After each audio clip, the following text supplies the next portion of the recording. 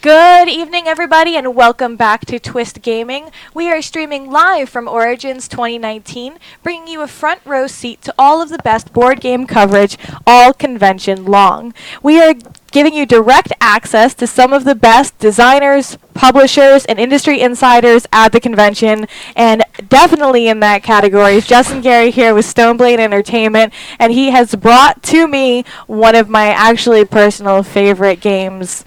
Yeah, I kind of love this game lots. It's a bit of an addiction. But you have taken this game and turned it on its head. I have. So tell me, Justin, about the new Ascension expansion. Yes, so this is Ascension Skulls and Sails, and it just came out last week. So it's brand spanking new.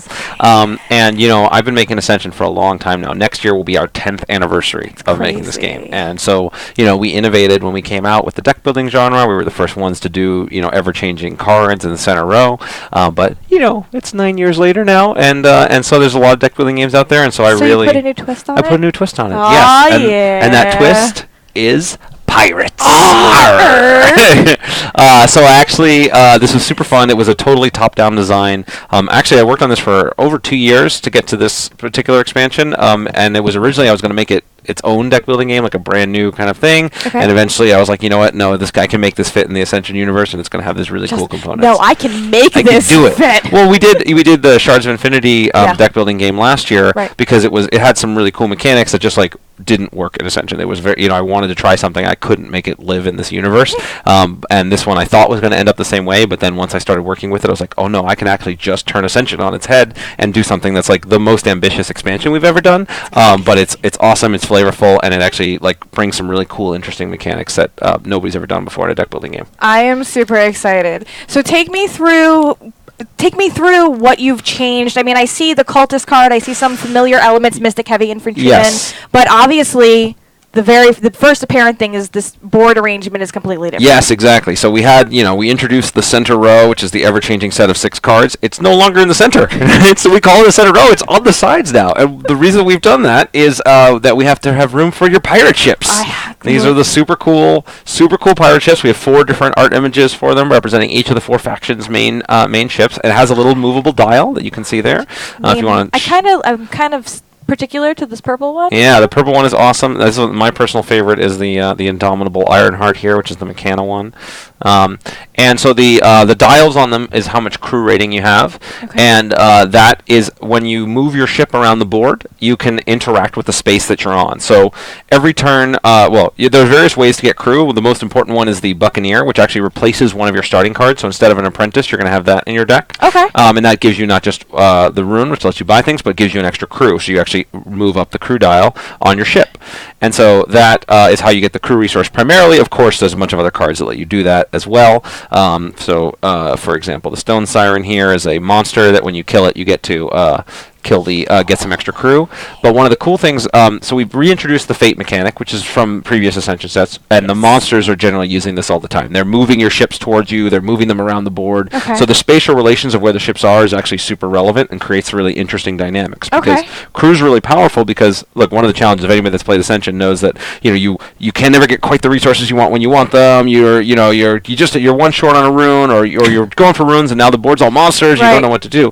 Crew can be used on anything, right? So your crew rating can be used to kill monsters, it can be used to acquire cards, but the challenge is you have to be in that space. And so the ships moving around the board from space to space and where you're located is really, really relevant. So the fact that monsters are going to move you around is going to be a challenge. Okay. So that's one piece. But to further emphasize how important that stuff is, of course, it's a pirate-themed thing, so... What would a pirate-themed game be without... Without treasure, of course. We've got to have treasure. Only mildly transparent treasure. So what we actually had the treasure mechanic in one of our earlier sets, Rise of Vigil, but it was worked basically the same in that every card, whenever a treasure card shows up in the center row, other cards go on top of it. If you acquire or defeat the card on top, you get all the treasure. But now you put the treasure in front of you, and it's all worth points. So gold is one of them, and the crystals of command is another, and these actually scale up.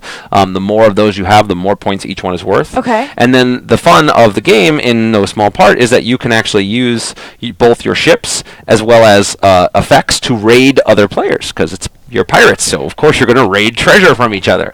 I've purposely highlighted this card because not only does it let you raid other players when you kill it, but you'll notice that the Fate ability says all ships move one space toward the Kraken.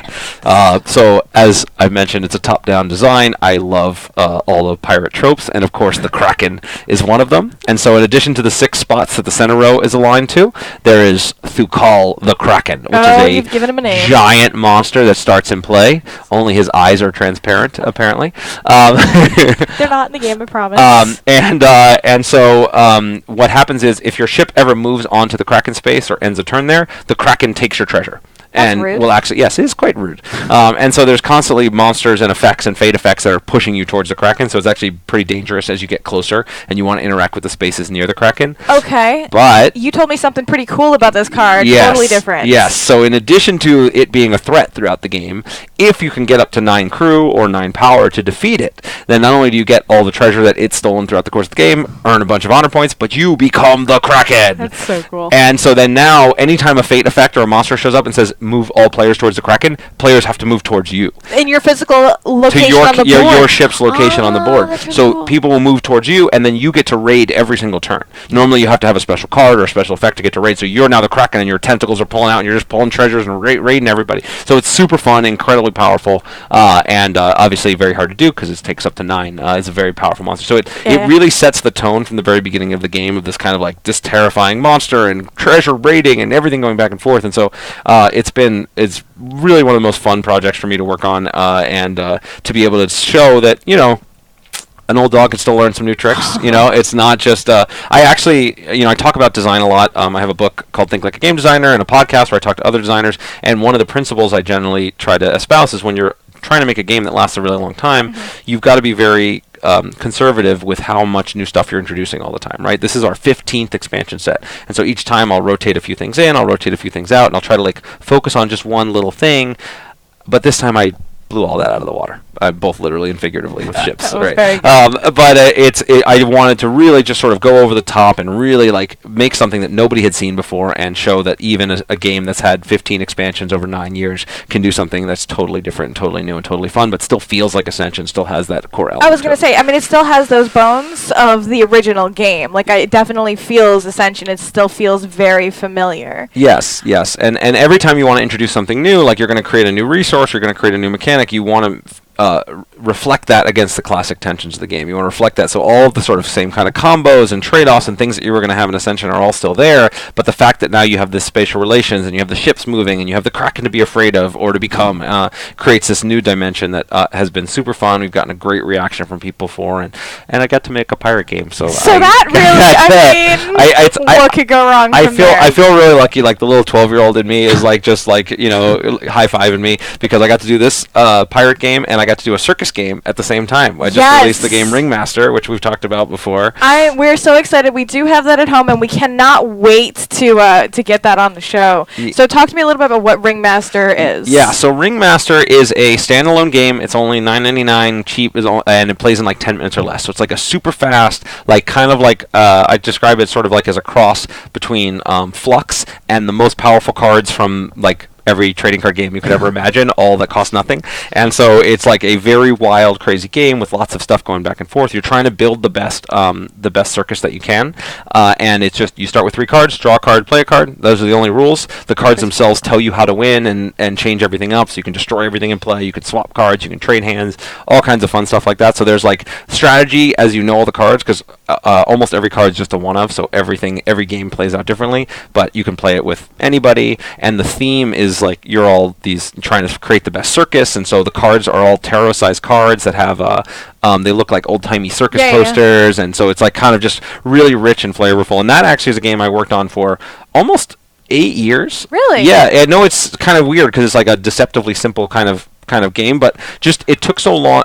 Making the simple games is far harder than making the complex games. As it turns out, when you're making a game and you have tons of components and lots of little bits, you can kind of get away with a lot of stuff because you're I'll just fix it with another rule and another mechanic and another thing. And this one was just very hard to make it all come together, and it wasn't until last year when actually we had a new creative director that came on and came up with the circus idea that it all finally came together. I was going to ask you, because we know you for Ascension and Shards of Infinity and that kind of theme, and that, you're kind of doing pirates, but circus seemed to be an out there kind of theme for a game. Yes, yeah, and so in fact, when we did some research, when he first came up with the idea, and he came from a more classic branding, graphic design background, not as much in the core gaming. So when he came up with the idea, I was like, well, that's weird. I never would have thought of that. And I researched, there are no circus games out there. Like, there's just nothing out there in the board game community that has the only things I was able to find from like decades ago. And so I was like, well, this needs to be fixed. Like, it's just fun. It's a fun, playful thing. And I have some of that stuff, whatever. I mean, I'm here making games for a living, so if I'm not playful, I feel like I'm doing something wrong.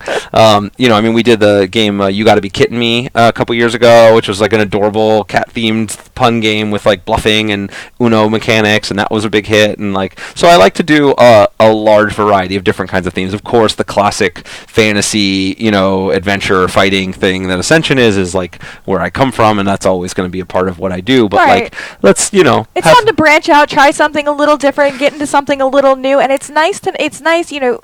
It's interesting where you get the ideas from. Like, you meet new people, you find different perspectives, and then all of a sudden those things kind of just seem to click. Yeah, exactly. And that's where, and I talk to you, I have a library of 100 different game mechanic ideas and theme ideas and stuff that are all just kind of half-baked and not quite there. And anytime I see something, I carry a notepad around with me wherever I go, and I see a new game here at Origins, or I see a new kind of idea from a cool theme or story, I'll use that as inspiration, and then you never know when they're all going to finally piece together. And so it's just always exploring, and always be trying new stuff and getting curious. Speaking of having your game design podcast and the book and teaching about game designers, I have to let you know that you are the second prominent game designer to mention carry around a notepad, because Elisa Teague was on yesterday or the day before, and she said the exact same thing. I carry around a notepad, I write down my creative ideas when they happen because I will forget them, or they're cool and fun and exciting in the moment, and you want to go back and re-review them. Right, exactly. It's amazing. Everybody's like, oh, how do you come up with great ideas? How do you think of the stuff? First of all, the ideas are the least of 10% of the thing. It's all about being able to execute. But if you want to get good ideas, everybody has great ideas all the time. Just most people forget them. Most people don't do anything with them. So if you just make sure to write them down and then just follow your curiosity where it leads, you're going to have more ideas than you'll ever know what to do with. So fantastic. So Justin, my audience is here live at Origins. So if they want to see Ascension, Skulls and Sails, if they want to see any of your games, where can they go at Origins to see what you've got out? Absolutely. So right now our games are going to be at the Ultra Pro booth. So it's booth, I think 221. There's a giant Ultra Pro sign hanging out above it. You can see Skulls and Sails. You can see Ringmaster. We actually have all of our other games, including Shards of Infinity and the 14 other Ascension expansions, and so we're demoing them all weekend. We have tournaments and a bunch of fun stuff to play in. I'll be hanging out, and so there's plenty of opportunities to come and be a pirate, be a ringmaster, be a cat, whatever you want. You could be whatever you want to be. Where are you going to be after Origins? So I'm going to be at Anime Expo in July. It's July 4th through the 8th, I believe, and that one I'm actually showing off another game entirely, which is called Bakugan, which is a toy-based game, actual Bakugan game. Actual cool. Bakugan. So I designed the brand new trading card game and toy-based game. So that one's it's targeting kids 8 to 10, but we designed a game that can support everybody and has trading card game elements and all the strategy you'd expect from somebody with my background, where I played professional Magic is how I got into here. And it's super fun. And actually, I will be battling in a cage match. You can win the right to battle against me in a legit cage match, and if you win, you get exclusive toys you can't get access to anywhere else, and all kinds of cool stuff. And we're going to be streaming live, and we're going to be it's super fun. It's the most over the top crazy thing. That is phenomenal. Where can we go to find out more about how to get involved with that particular event, or that particular convention? Yeah, so you can follow Bakugan Official on Twitter, on YouTube, and on Instagram, and that will have all of those links. Or you can just follow me at Justin_Gary on Twitter. I'll be posting about it, and that's going to be super fun. And then, of course, I'll be at Gen Con also, which I'm sure I'll see you there. And I have my newest game that I'll be showing off there, which I don't even talk about really, but I will tease your audience here that the Shards of Infinity newest expansion is going to be coming out, and it's actually another thing I've never done before, which is I created a cooperative campaign that you can take that competitive game and turn it into a cooperative mode and have all new characters, all new focus, and a choose your own adventure style book, and crazy stuff. So I was hoping I would have a copy here to show off, but I do not yet. But it will be at Gen Con. That's fine. It will keep me very excited and looking forward to Gen Con. Yes. Justin, where can our audience find out more about Stoneblade in general? Great question. Stoneblade.com is the first place to go. There is an email list. If you sign up for our email list, I send out, not only do I send out cool previews previews and exciting stuff about our games, but I also give designer articles, behind the scenes stuff. You can see how our games get made, both the story behind them, the design, the game parses, all of it. And I actually, when people are on that list and they reply, I read everything. I reply to people, and we have a direct, it's like one of the things I love about it is I have a very direct connection to the audience.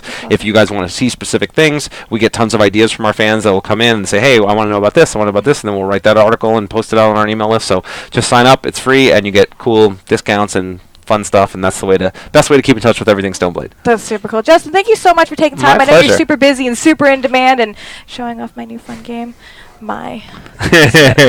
Folks, thank you so much for tuning in, and stay tuned as we'll be right back with more live board game coverage.